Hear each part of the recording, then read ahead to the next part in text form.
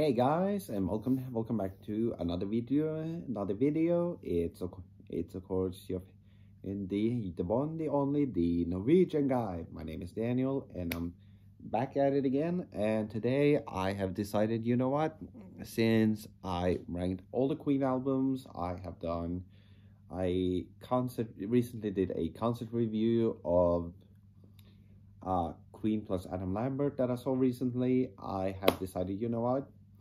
I am going to pick my favorite song of each album. So, and this of course will be all 15 studio albums I believe we have. I'm actually going to include the soundtrack for Flash Gordon, as well as the posthumous album Made in Heaven. So with that, let's get started. So first, obviously, we have the debut released back in 1973, and this one was kind of tough because I really enjoyed this one, and it's one that I enjoy more the more I listen to it. So, and at the end of the day, what really came down to for me was I want to go with Liar. I really like this one, as well as My Favorite King. I just love the production on it. But at the end of the day, I gotta go with Son and Daughter. I just love the riffing on this album and this track. I love the drumming as well as Freddie's vocals. I mean, it's just an absolutely wonderful song. And the fact that this album kind of falls into obscurity, it kind of benefits it, because not a lot of songs is played from this album, and so because it doesn't really have any big hits per se. I mean, the closest one they have is the opening track, Keep Yourself Alive, and that one wasn't even featured anymore in their live sets after 1982. So that one, so this one, I think it's absolutely one you should absolutely check out. But my favorite song from this comes down to Son and Daughter. So next one up, of course would have to be Queen 2, and for this one, kind of a toughie, but at the end of the day, obviously it's got to be March of the Black Queen.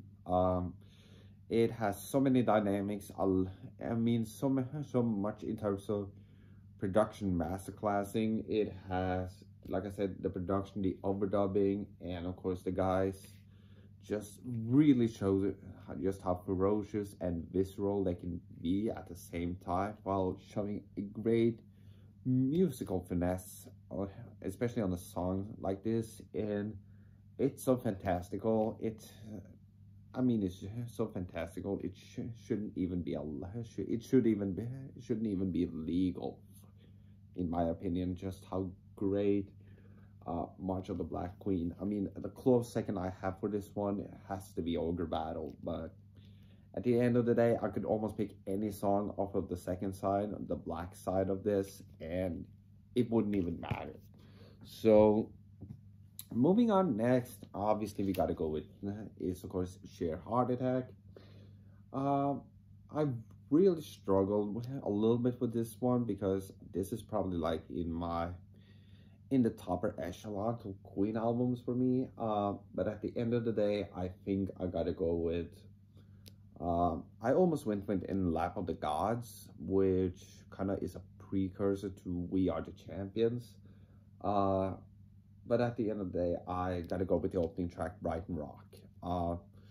It's just such a cool tune. It still showed that even when Queen was starting to move more towards a more poppier, more melodic hard rock direction, in comparison to their two previous albums, I think this one still retains enough of a hard rock edge, and is shown especially on the opening track of Brighton Rock, which, by the way, has one of the greatest Brian May guitar solos of all time.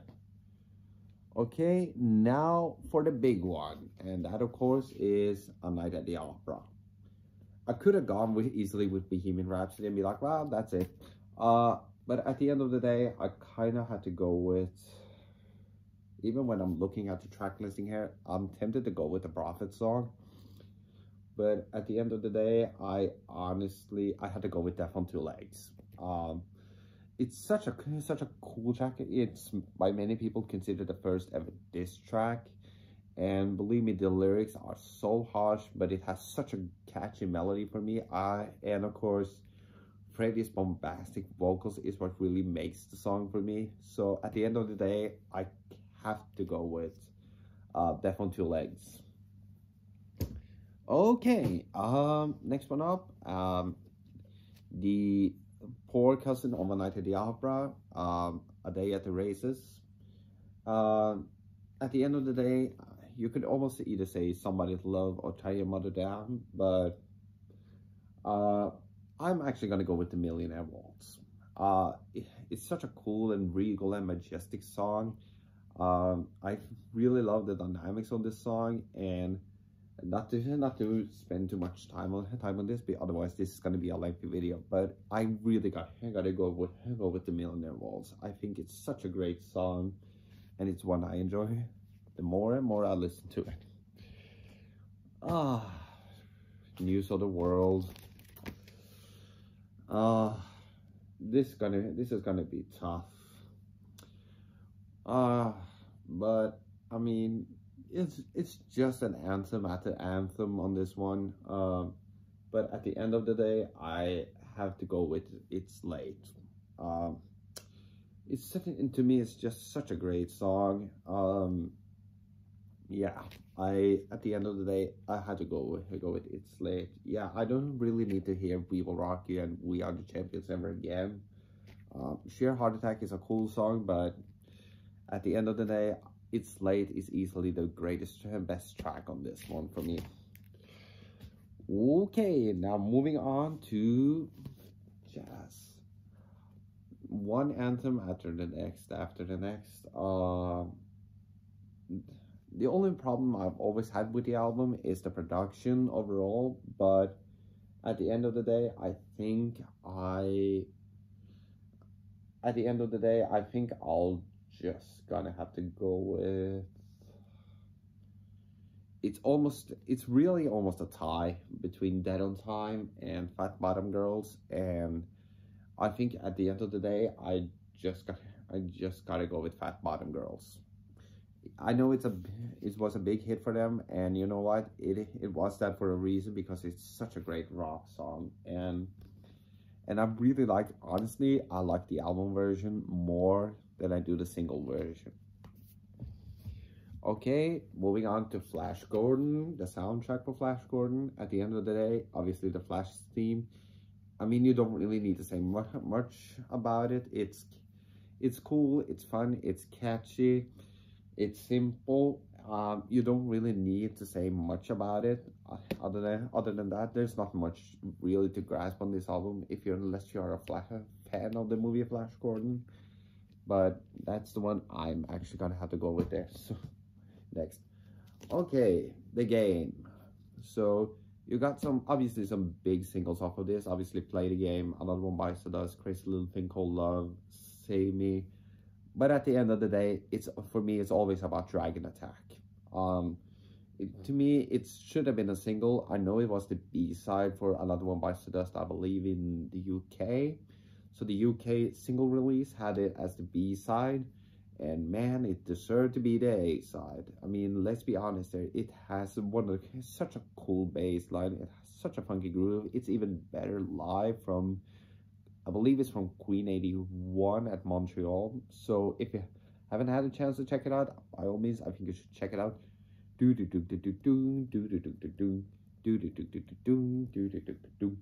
I mean, it's just a cool, funky tune, and absolutely one of Queen's best, in my opinion. Okay, Hot Space. I'm not going to say Under Pressure, because that's a single they slapped on here, and it was released a year before, so I am not going to go with that one. At the end of the day, it's Put Out the Fire. It's the most solid rocker, and it's probably the most Queen sounding track on this thing. So at the end of the day, an anti-gun song, that is really the one I gotta go with. The anti-gun song, Put Out the Fire. Yeah, I mean, it's the only really solid track off of this. I just had to rip it off like a band-aid. Sorry. Okay, the works. I mean, I can easily go with Radio Gaga because it's my favorite, probably one of my favorite songs of them. But at the end of the day, I'll go with Hammer to Fall. It's almost one of those Queen rock songs that I kind of forget about sometimes. Every single time I go back to it, I am reminded just how great of a song it is. Even past the production, which is my biggest problem with Tear It Up. I don't like the drum sound on it. But on Hammer to Fall, it actually works. So no pun intended. Yeah, that works. But yeah, at the end of the day, I love the riff on it. I think it is such a cool rocker on the Works album, and absolutely is, in my opinion, the best song on this. Okay, now a Kind of Magic, the Half Highlander, the Half Queen album. So at the end of the day, I can easily go either with Princess of the Universe. I mean, I'm almost tempted to do that, but at the end of the day, the song that gives me chills every single time I hear it is Who Wants to Live Forever. It's big, it's epic, it has the bombast and the somewhat of the theatricality that I expect from early Queen. And that is absolutely the song for me to check out. For you to check out, sorry. That's the song for you to check out if you haven't heard anything of this. But if you haven't, make sure it's Who Wants to Live Forever. In my opinion, the most underrated Queen album in the Miracle. And that is the closing track, Was It All Worth It? Queen basically Freddie towards the end of his life. And it easily has one of the greatest riffs Brian May has ever done. Has some of Freddie's most prolific lyrics ever written, as well as it brings back where Queen pretty much from like 82, 83, 84 up until this point was kind of in the 80s pop rock sphere. This one was such a return to form, and you can hear it on Was It All Worth It? And if that would have been the closing track to the Queen catalog, man, it would have been such a great way for them to go out on. Okay, now it's over to the big one, the last big Queen album for me anyway, which of course is Innuendo. And at the end of the day, I'll go with, you know what, since for me it's the last Queen album, I'll actually go for a tie on this one. And that of course is The Hitman, and no, actually not The Hitman, the title track and The Show Must Go On. Of course, the title track Innuendo features of course a great guitar solo in the middle by Steve Howe of Yes, and of course The Show Must Go On, the true closing track to the Queen catalog. It's so epic that it really, much like Was It All Worth It or Who Wants to Live Forever, it will give you chills. And so that is easily, even though I'm cheating a little bit, yeah, that is the one, that is the last big one for me. That is the only time I'm gonna have to have a tie on that. So you can argue with me if you want to in the comment section. I'm not gonna care. Okay, last one, Made in Heaven, and for me it's going to be Too Much Love Would Kill You. Even though it's technically a cover of a Brian May song, I think the rework of this is actually pretty decent. So for me, it's pretty much the highlight on this. But at the end of the day, this album doesn't really need to exist. So yeah, that is easily probably my favorite song of Made in Heaven, but it's the album I probably revisit the least. So with that, I'm just gonna head out. So make sure to like, comment, subscribe. Make sure, please put down what you would consider the best Queen song off of each album, I'll be happy more to participate in the conversation. So once again, make sure to like, comment, and subscribe. Make sure to also share this video so that way we can get more people into this channel, because you know what? The more the merrier.